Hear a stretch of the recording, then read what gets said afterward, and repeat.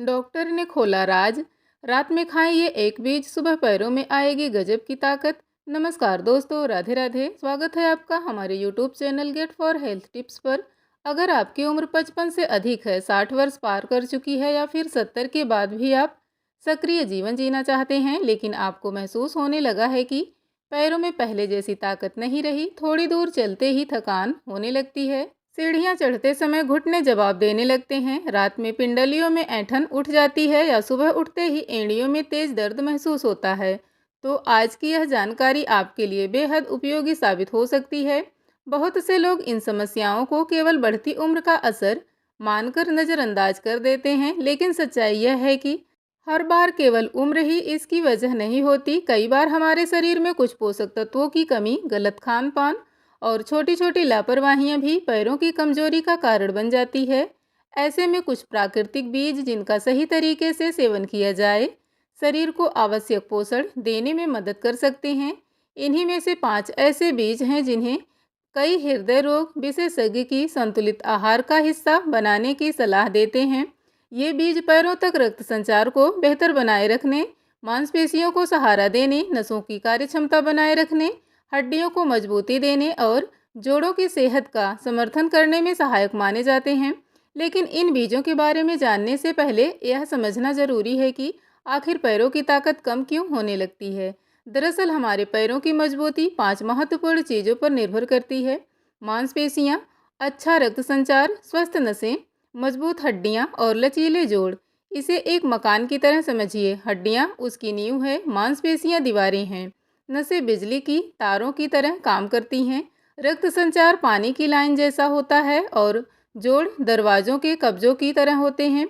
इनमें से यदि कोई भी हिस्सा कमजोर पड़ जाए तो पूरे शरीर का संतुलन बिगड़ने लगता है। इसलिए आज हम ऐसे 5 बीजों के बारे में जानेंगे जिनमें मौजूद पोषक तत्व इन सभी हिस्सों को अलग अलग तरह से सहारा देने का काम कर सकते हैं। अगर आपके घर में किसी बुजुर्ग को पैरों में कमजोरी, दर्द, सूजन, झंझनाहट या रात में ऐंठन की समस्या रहती है तो इस जानकारी को अंत तक अवश्य देखें। नंबर 5, मेथी दाना।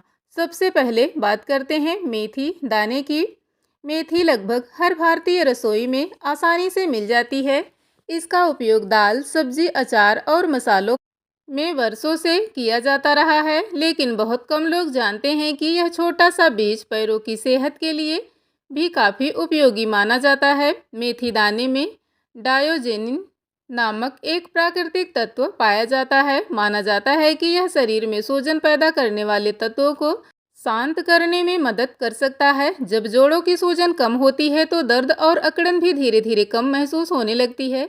इससे चलना फिरना, बैठना और उठना पहले की तुलना में आसान हो सकता है।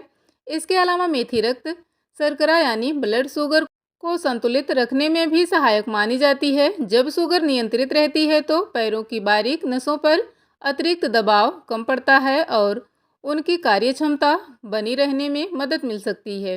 एक उदाहरण समझिए। पटना के रहने वाली 64 वर्षीय उषा सिंह जी कई वर्षों से सुबह उठते समय घुटनों के अकड़न और दर्द से परेशान थीं। उनकी एक परिचित ने उन्हें सलाह दी कि रात में एक छोटा चम्मच मेथी दाना आधा गिलास पानी में भिगो दें और सुबह खाली पेट वह पानी पीकर भीगे हुए दाने को अच्छी तरह चबाकर खाएं। उन्होंने अपने डॉक्टर से सलाह लेने के बाद यह आदत शुरू की। कुछ सप्ताह बाद उन्होंने महसूस किया कि सुबह की अकड़न पहले की तुलना में कुछ कम हो गई और घुटने हल्के लगने लगे। ध्यान रखें, हर व्यक्ति का शरीर अलग होता है, इसलिए परिणाम भी अलग अलग हो सकते हैं। इसे लेने का सही तरीका क्या है? रात में लगभग एक छोटा चम्मच मेथी दाना आधा गिलास पानी में भिगो दें। सुबह खाली पेट सबसे पहले वह पानी पिएं और फिर भीगे हुए दाने को अच्छी तरह चबाकर खाएं। यदि चाहें तो मेथी का पाउडर भी गुनगुने पानी के साथ लिया जा सकता है। सावधानी: यदि आपको मधुमेह है और आप शुगर की दवाइयाँ ले रहे हैं तो बिना डॉक्टर की सलाह के अधिक मात्रा में मेथी का सेवन न करें, क्योंकि इससे ब्लड शुगर आवश्यकता से अधिक कम हो सकती है। गर्भवती महिलाओं को भी अधिक मात्रा में मेथी लेने से बचना चाहिए। बीज नंबर 4, कद्दू के बीज। अब बात करते हैं कद्दू के बीज की। अक्सर लोग कद्दू की सब्जी तो खा लेते हैं, लेकिन उसके बीज निकालकर फेंक देते हैं, जबकि यही छोटे छोटे बीज पोषक तत्वों का अच्छा स्रोत माने जाते हैं। कद्दू के बीज में मैग्नीशियम भरपूर मात्रा में पाया जाता है। मैग्नीशियम मांसपेशियों को सामान्य रूप से काम करने और उन्हें आराम देने में महत्वपूर्ण भूमिका निभाता है। जब शरीर में इसकी कमी हो जाती है तो रात में पिंडलियों में ऐंठन, मांसपेशियों का बार बार सिकुड़ना और पैरों में दर्द जैसी समस्याएं बढ़ सकती हैं। ऐसे में समझिए कि मैग्नीशियम मांसपेशियों का शांत स्वभाव वाला मित्र है। यदि यह पर्याप्त मात्रा में मौजूद रहे तो मांसपेशियां भी सामान्य रूप से काम करती रहती हैं। इसके अलावा कद्दू के बीज में जिंक भी पाया जाता है, जो शरीर की सामान्य मरम्मत प्रक्रिया में महत्वपूर्ण भूमिका निभाता है। लखनऊ में 69 वर्षीय अनिल शर्मा जी को कई महीनों से रात में पिंडलियों में तेज ऐंठन की शिकायत रहती थी। जांच के दौरान डॉक्टर ने उनके शरीर में मैग्नीशियम की कमी बताई। दवाइयों के साथ डॉक्टर ने उन्हें प्रतिदिन लगभग एक छोटी मुट्ठी कद्दू के बीज खाने की सलाह दी। कुछ सप्ताह बाद उन्होंने अनुभव किया कि रात में ऐंठन पहले की तुलना में कम होने लगी और नींद भी बेहतर आने लगी। ध्यान रखें, यह उनका व्यक्तिगत अनुभव था। हर व्यक्ति में परिणाम अलग हो सकते हैं। कद्दू के बीज कैसे खाएं? प्रतिदिन लगभग 20 से 25 ग्राम कद्दू के बीज शाम के समय या रात में खाएं जा सकते हैं। इन्हें सीधे चबाकर खाएं या हल्का भूनकर सलाद, दही या अन्य भोजन में मिलाकर भी सेवन कर सकते हैं। सावधानी: यदि आपको किडनी से जुड़ी कोई बीमारी है तो कद्दू के बीजों का सेवन शुरू करने से पहले अपने डॉक्टर से सलाह अवश्य लें, क्योंकि इनमें पोटेशियम और फास्फोरस पाया जाता है, जिनकी मात्रा कुछ मरीजों के लिए नियंत्रित रखना जरूरी होता है। अब बात करते हैं उन दो बीजों की जो हड्डियों, नसों और पैरों तक रक्त संचार को बेहतर बनाए रखने में महत्वपूर्ण भूमिका निभा सकते हैं। बीज नंबर 3, तिल। तिल एक ऐसा छोटा सा बीज है जिसे भारतीय परिवार सदियों से अपने भोजन का हिस्सा बनाते आए हैं। मकर संक्रांति पर तिल के लड्डू, तिलकुट, गज्जक और कई पारंपरिक व्यंजन बनाए जाते हैं, लेकिन बहुत कम लोग जानते हैं कि यह छोटा सा बीज बढ़ती उम्र में पैरों और हड्डियों की सेहत के लिए भी काफ़ी उपयोगी माना जाता है। तिल में कैल्शियम भरपूर मात्रा में पाया जाता है। कई अध्ययनों में यह भी बताया गया है कि तिल कैल्शियम का एक अच्छा प्राकृतिक स्रोत है। कैल्शियम हमारी हड्डियों को मजबूत बनाए रखने के लिए आवश्यक खनिज है। उम्र बढ़ने के साथ कई लोगों को हड्डियां धीरे धीरे कमज़ोर होने लगती हैं। इस स्थिति को चिकित्सीय भाषा में ऑस्टियोपोरोसिस कहा जाता है। जब हड्डियां कमज़ोर हो जाती हैं तो गिरने का, फ्रैक्चर होने का खतरा बढ़ जाता है और व्यक्ति को चलने फिरने में भी डर लगने लगता है। तिल में कैल्शियम के साथ साथ कॉपर, तांबा भी पाया जाता है। यह शरीर की सामान्य कार्य प्रणाली के साथ रक्त वाहिकाओं की सेहत बनाए रखने में भी योगदान देता है। जब रक्त संचार अच्छा रहता है तो पैरों तक ऑक्सीजन, पोषक तत्व बेहतर तरीके से पहुंच पाते हैं। इसे ऐसे समझिए जैसे कि घर की नींव मजबूत होगी तभी पूरा मकान सुरक्षित रहेगा। उसी तरह मजबूत हड्डियां पूरे शरीर को सहारा देती हैं। एक उदाहरण समझिए। चेन्नई की 66 वर्षीय लक्ष्मी अम्मा की बोन डेंसिटी जांच में पता चला कि उनकी हड्डियां उम्र के अनुसार कमज़ोर हो रही हैं। डॉक्टर ने उन्हें कैल्शियम की दवा के साथ रोजाना लगभग 1 चम्मच तिल अपने भोजन में शामिल करने की सलाह दी। उन्होंने तिल को दही, चटनी और कभी कभी इडली के साथ खाना शुरू किया। लगभग 6 महीने बाद दोबारा जांच में डॉक्टर ने बताया कि उनकी स्थिति पहले की तुलना में स्थिर बनी हुई है, तेजी से खराब नहीं हो रही है। ध्यान रखें, तिल किसी बीमारी का इलाज नहीं है, लेकिन संतुलित आहार, नियमित व्यायाम और डॉक्टर द्वारा बताई गई दवाओं के साथ यह सहायक भूमिका निभा सकता है। तिल खाने का सही तरीका: रोजाना 1 से 2 चम्मच काले या सफ़ेद तिल दही में मिलाकर चटनी बनाकर कद्दू के लड्डू में या रोटी के आटे में मिलाकर खाए जा सकते हैं। रात में गुनगुने दूध में तिल का पाउडर मिलाकर पीना भी एक अच्छा विकल्प माना जाता है। सावधानी: यदि आपको पहले कभी किडनी स्टोन या पथरी की समस्या रही है तो अधिक मात्रा में तिल का सेवन शुरू करने से पहले डॉक्टर से सलाह अवश्य लें, क्योंकि इसमें ऑक्सलेट पाया जाता है जो कुछ प्रकार की पथरी वाले लोगों के लिए समस्या बढ़ा सकता है। यदि अब तक आपको यह जानकारी उपयोगी लग रही है तो वीडियो को एक लाइक ज़रूर करें और हमारे channel get for health tips को सब्सक्राइब करना ना भूलें। यहाँ हम वरिष्ठ नागरिकों और हर आयु वर्ग के लोगों के लिए सरल, भरोसेमंद और उपयोगी स्वास्थ्य संबंधी जानकारी लेकर आते हैं। बीज नंबर 2, सूरजमुखी के बीज। अब बात करते हैं सूरजमुखी के बीजों की। सूरजमुखी का फूल जितना आकर्षक होता है, उसके बीज उतने ही पोषक तत्व से भरपूर माने जाते हैं। बहुत से लोग इन्हें केवल स्नैक समझकर खाते हैं, लेकिन सही मात्रा में सेवन करने पर शरीर को कई आवश्यक पोषक तत्व प्रदान कर सकते हैं। सूरजमुखी के बीजों में विटामिन ई प्रचुर मात्रा में पाया जाता है। विटामिन ई एक शक्तिशाली एंटीऑक्सीडेंट्स है जो शरीर की कोशिकाओं को ऑक्सीडेटिव स्ट्रेस यानी उम्र के साथ होने वाले सामान्य घिसाव से बचाने में मदद करता है। जब नसें स्वस्थ रहती हैं तो मस्तिष्क से पैरों तक संदेश सही तरीके से पहुंचते हैं। इससे चलना, मुड़ना, संतुलन बनाए रखना और सामान्य गतिविधियां करना आसान हो सकता है। लेकिन यदि नसें कमज़ोर होने लगती हैं तो पैरों में सुन्नपन, झंझनाहट, भारीपन और अजीब सा एहसास महसूस हो सकता है। सूरजमुखी के बीजों में सेलेनियम भी पाया जाता है। यह शरीर की रोग प्रतिरोधक क्षमता को सामान्य बनाए रखने में, सूजन को नियंत्रित रखने में सहायक माना जाता है। एक उदाहरण देखिए, इंदौर में रहने वाले 72 वर्षीय गोपाल कृष्ण को शाम होते होते पैरों में भारीपन और सूजन महसूस होने लगती थी। डॉक्टर ने जांच के बाद विटामिन ई की कमी बताई और दवा के साथ उन्हें रोजाना लगभग एक छोटी मुट्ठी सूरजमुखी के बीज खाने की सलाह दी। कुछ सप्ताह बाद उन्होंने महसूस किया कि पैरों का भारीपन पहले से कम हो गया और सूजन भी अपेक्षाकृत कम रहने लगी। ध्यान रखें, यह उनका व्यक्तिगत अनुभव था। हर व्यक्ति का शरीर अलग होता है, इसलिए परिणाम भी अलग हो सकते हैं। सूरजमुखी के बीज कैसे खाएं? रोजाना लगभग 20 से 25 ग्राम सूरजमुखी के बीज सीधे चबाकर खाए जा सकते हैं। यदि चाहें तो इन्हें हल्का भूनकर सलाद, दही, पोहा, उपमा या अन्य भोजन के ऊपर छिड़क कर भी खा सकते हैं। बिना नमक वाले बीजों का चुनाव करना अधिक बेहतर माना जाता है। सावधानी, इन बीजों का सेवन सीमित मात्रा में ही करें क्योंकि इनमें कैलोरी अपेक्षाकृत अधिक होती है। यदि आपको किसी भी प्रकार के बीज या मेवे से एलर्जी है तो पहले बहुत कम मात्रा में सेवन करें और आवश्यक होने पर डॉक्टर से सलाह जरूर लें।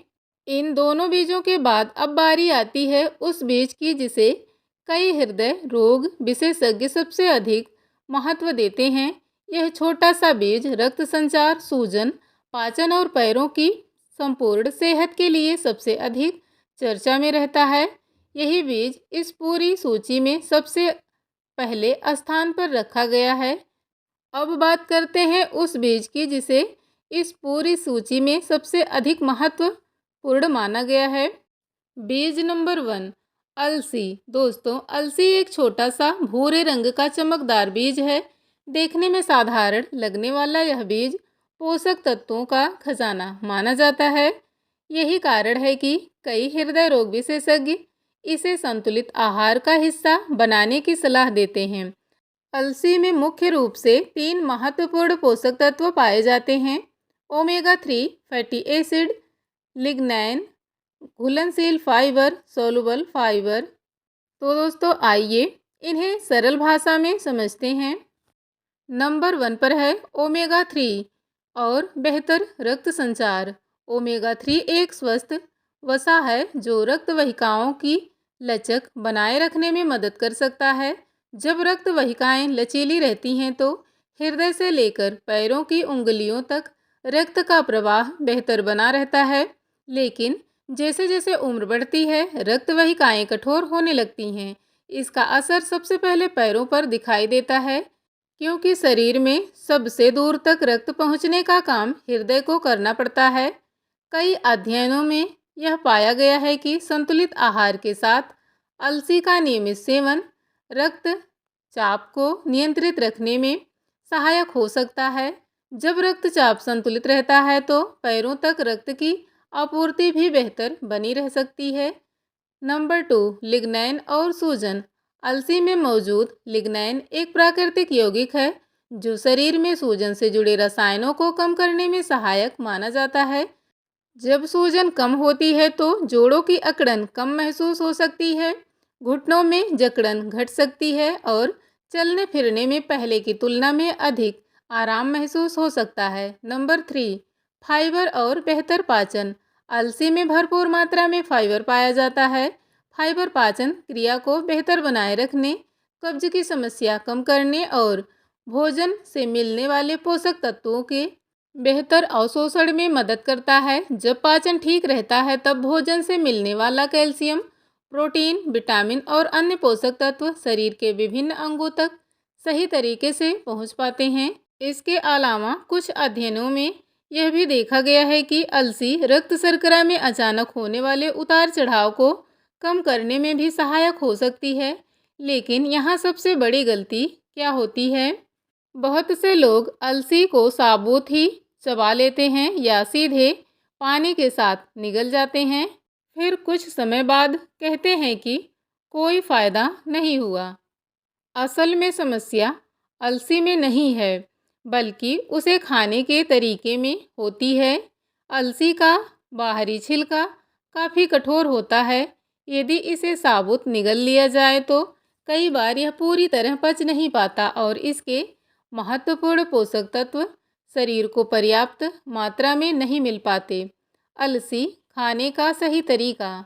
पहला कदम, अलसी को सूखी कढ़ाई में केवल 1 से 2 मिनट हल्का भून लें जब तक हल्की खुशबू आने लगे।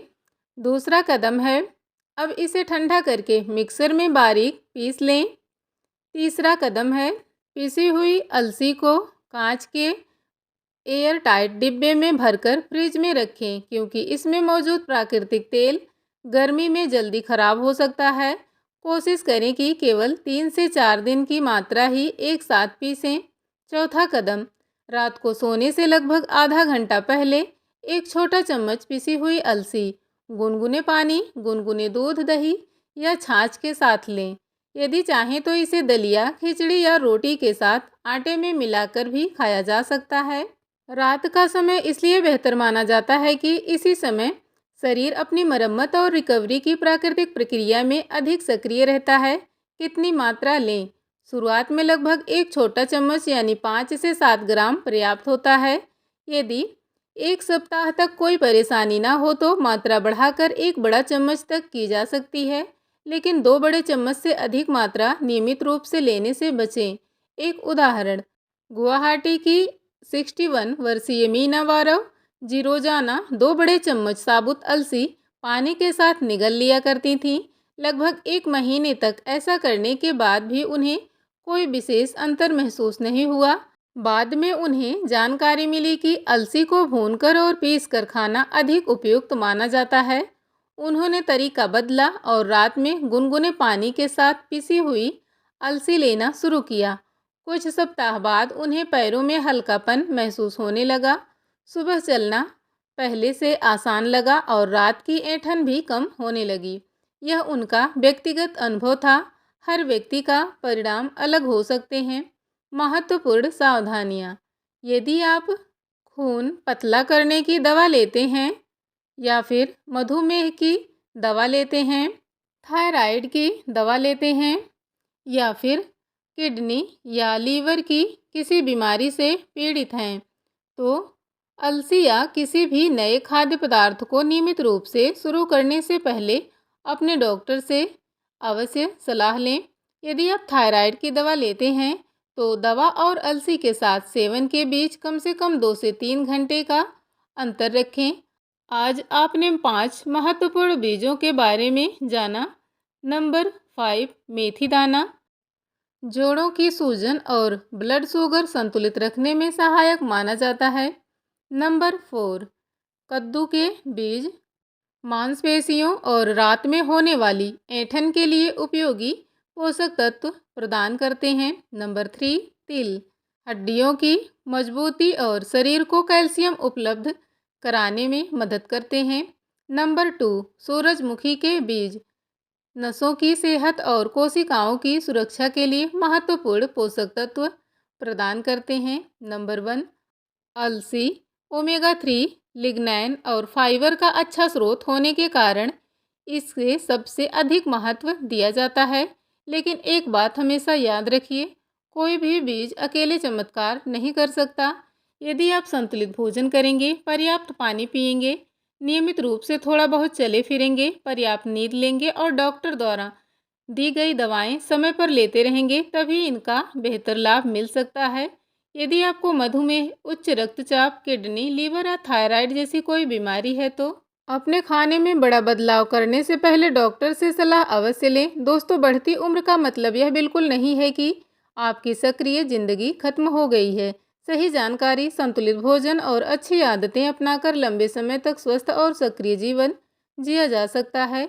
अगर आज की यह जानकारी आपको उपयोगी लगी है तो वीडियो को लाइक ज़रूर करें और इसे अपने माता पिता, दादा दादी, नाना नानी या किसी भी ऐसे व्यक्ति के साथ साझा करें जिन्हें पैरों की कमजोरी, दर्द या ऐंठन की समस्या रहती है। कमेंट करके ज़रूर बताइए कि इन 5 बीजों में से आप सबसे पहले किसे अपने दैनिक आहार में शामिल करना चाहेंगे। मिलते हैं नेक्स्ट वीडियो में किसी और जानकारी के साथ।